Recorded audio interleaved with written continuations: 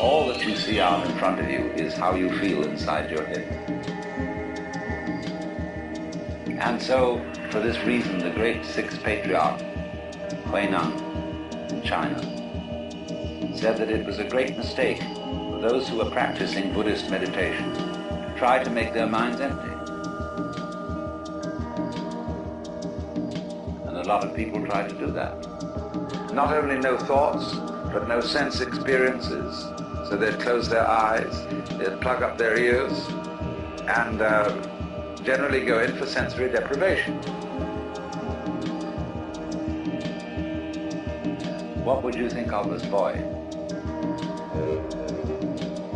Being lost in a fog, so that it's white all around, you can't see in any direction.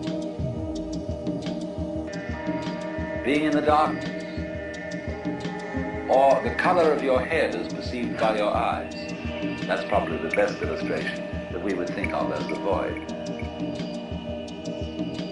Because it isn't black and it isn't white, it's anything.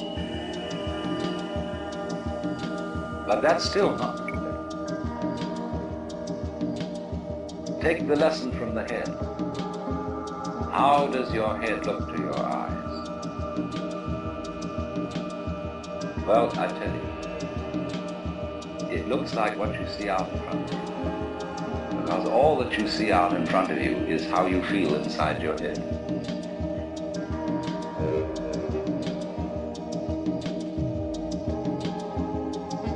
Can you become weightless here? I said a little while ago that the person who really accepts transience begins to feel weightless.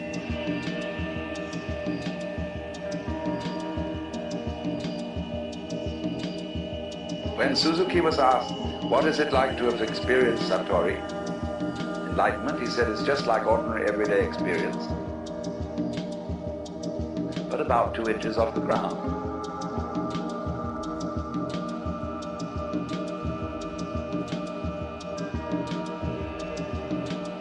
Zhuangzi, the Taoist, said, it is easy enough to stand still. The difficulty is to walk without touching the ground.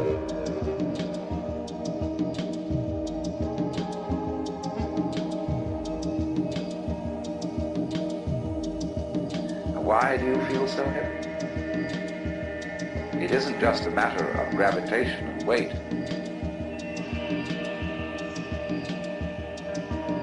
It is that you feel that you are carrying your body around. So when you feel weak, common speech expresses this all the time. Life is a drag. I feel I'm just dragging myself around. My body is a burden to me. To whom? To whom? That's the question. You see?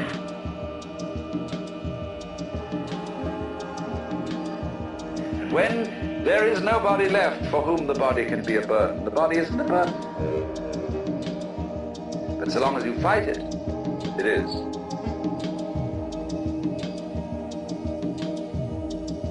So then, when there is nobody left to resist the thing that we call change, which is simply another word for life, and when we dispel the illusion that we think our thoughts, instead of being just a stream of thoughts, and that we feel our feelings instead of being just feelings. It's like saying, to feel the feelings is a redundant expression. It's like saying, actually, I hear sounds, for there are no sounds which are not heard. Hearing is sound. Seeing is sight. When you get to think that you think your thoughts, the you standing aside the thoughts has the same sort of consequence as seeing double.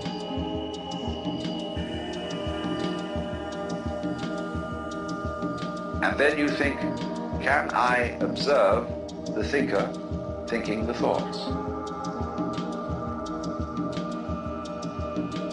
I am worried. And I ought not to worry.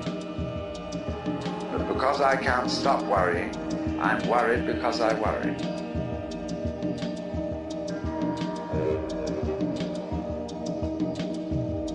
And you see where that could lead to. It leads to exactly the same situation. And that is what we call anxiety, trembling. But this discipline that we're talking about of Nagarjunas abolishes anxiety because you discover that no amount of anxiety makes any difference to anything that's going to happen.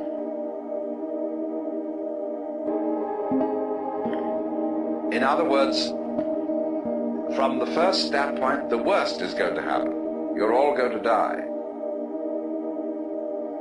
And don't just put it off in the back of your mind and say, I'll consider that later. It's the most important thing to consider now, because it enables you. It is the mercy of nature, because it's going to enable you to let go and not defend yourself all the time. Waste all the energies in self-defense.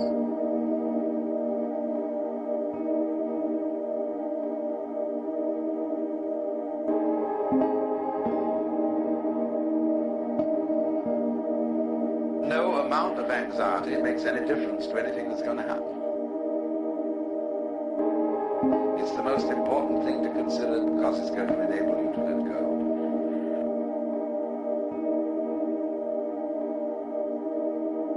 And not defend yourself all the time. Waste all the energies in self-defense.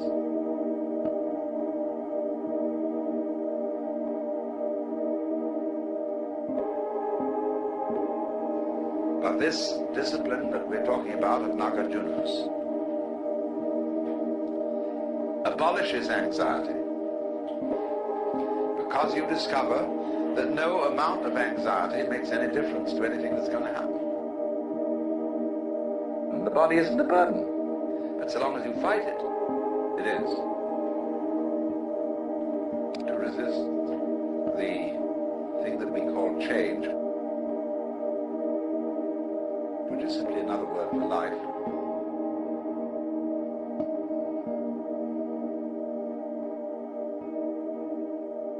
But if you dig this world, you can have a marvelous time.